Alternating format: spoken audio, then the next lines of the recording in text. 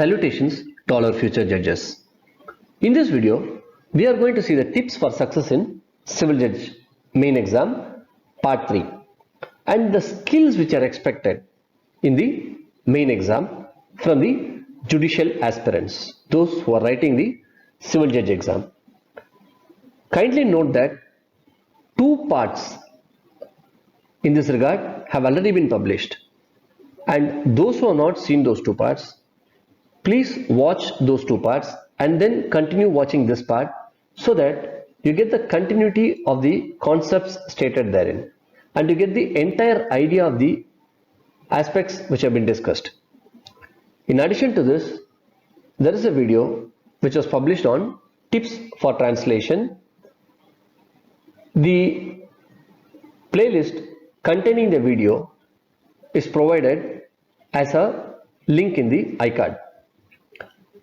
In addition to this, 7 videos have already been published pertaining to the aspects and other related strategies for preliminary exam.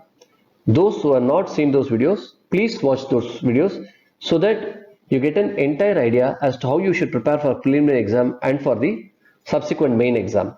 The link of the playlist which contains these videos are provided in the iCard.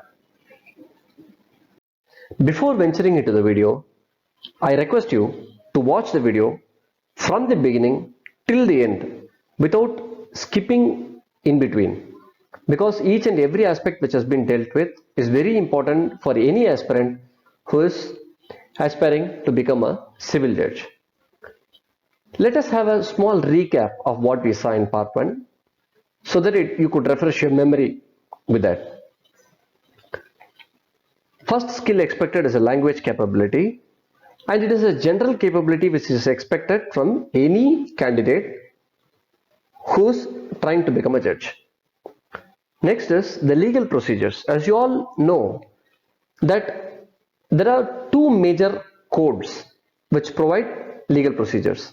So what they expect is, they expect the judicial aspirant to have thorough knowledge of civil procedure code and criminal procedure code.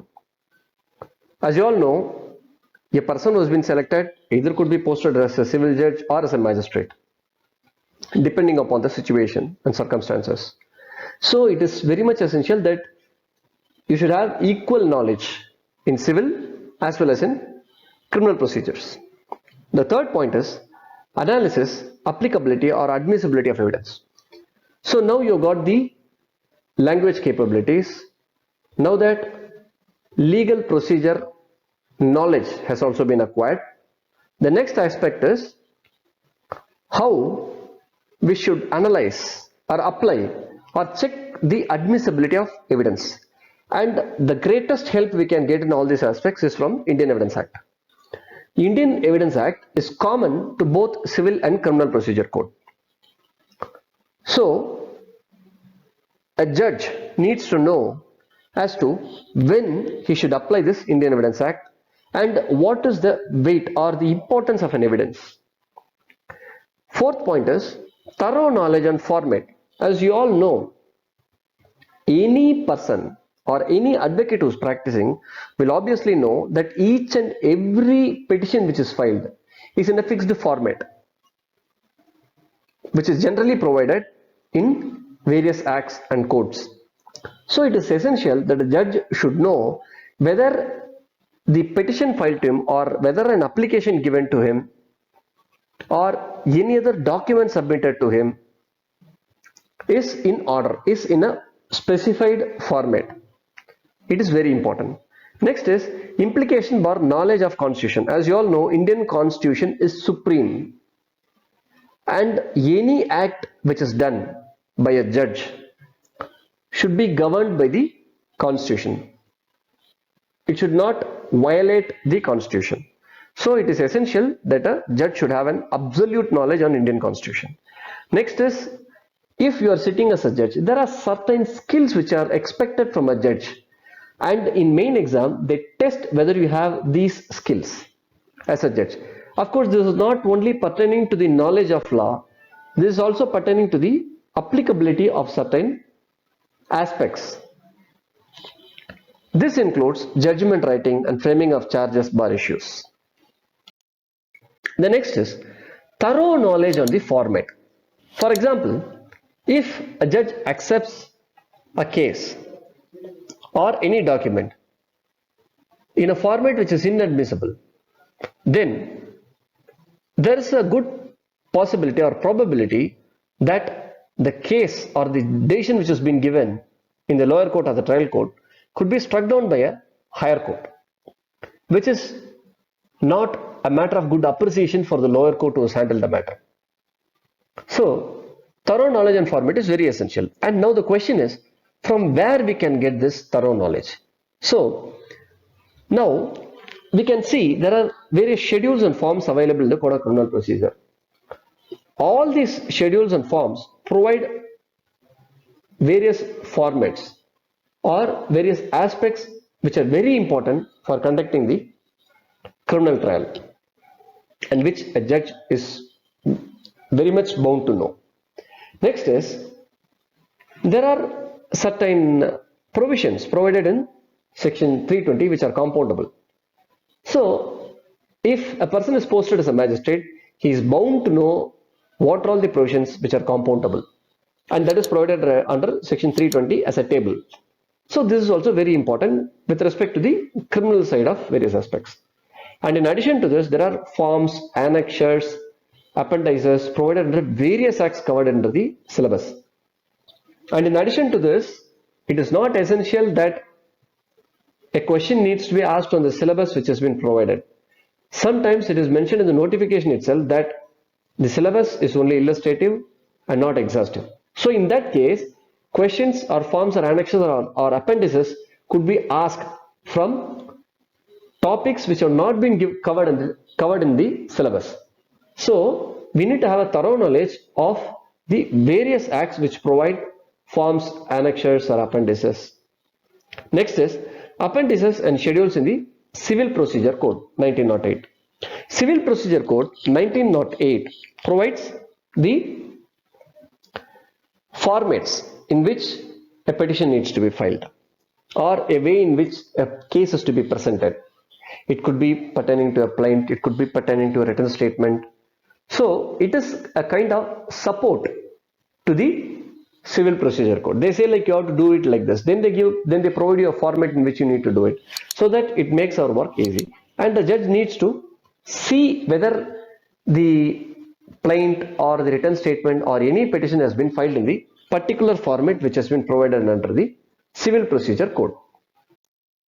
Next is the implication or knowledge of Constitution. Why this is very essential? That is a question which crops in the mind of each and every judicial aspirant. As you all know, Constitution is supreme. Even Supreme Court, High Court has reiterated these facts many times. Now, let us see how the Constitution penetrates to the roots of the judicial system, which we consider to be the basic level judges, who are civil judges, magistrates, and other civil judges. So, there are certain case laws, for example, D.K. Basu case or the Menaka Gandhi case, which specifically say that these are the things which are to be done by a magistrate. These are the things which are to be done by a civil judge or any other judge for that reason. So, they give or they stipulate a routine which needs to be done by the civil judge. For example, when a person is to be arrested, what are all the things which are to be followed by the police? What are all the things which are to be checked by the magistrate or identified by the magistrate? These aspects are discussed in the case laws. Next is procedural changes brought in by way of latest judgments of High Court and Supreme Court. We can have a very good example in this regard. As you all know, under Negotiable Instruments Act, what is the jurisdiction which is to be followed? There was a question in this regard, and Supreme Court gave a judgment based on which various cases were transferred to various courts in various districts and various states. So this is just an example I am trying to highlight. So there are certain procedural changes which are also brought in by the way of judgments of High Court or Supreme Court. If it is with respect to High Court, the lower courts in the state needs to follow it, and if it is Supreme Court, all the courts in India needs to follow those procedural changes. And in certain cases, they also circulate circulars based on those judgments, or in some cases the Supreme Court specifically mentions that a copy of this judgment is to be circulated to all the lower court judiciary or to all police personnels. So they specifically mention in some cases, which means that each and every lower court is to follow that judgment or that procedure which has been stipulated in that judgment. Next is, in some cases the constitution is amended, which in fact will have an impact on the functioning of the lower court, and this will have an impact on the judicial or even the legal system. A judge is to be aware of the amendments which have been brought in the constitution. Now, questions are framed in such a way that you are aware of the fact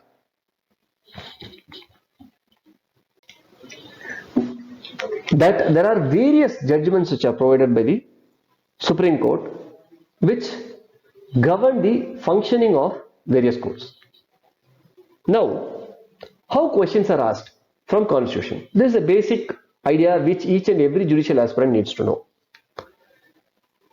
To put it simply, they ask about the powers of certain people, certain authorities. It could be president, it could be governor, it could be any other authority. And the next is, they ask questions based on case laws, and they could ask you to make a decision based on a case law without providing the fact that there is a case law prevalent with that particular aspect. So questions are framed in such a way.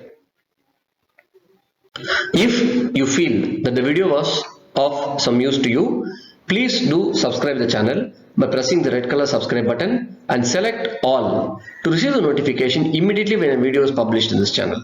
And do remember to turn on the notification in your YouTube channel.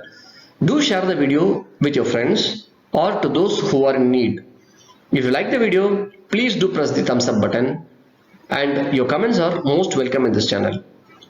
If you feel that I've left something in this video, or if you feel I need to put a video on some other subject, please let me know by way of comment. All your comments will be attended to. I'll try to post a video on whatever subject you are asking.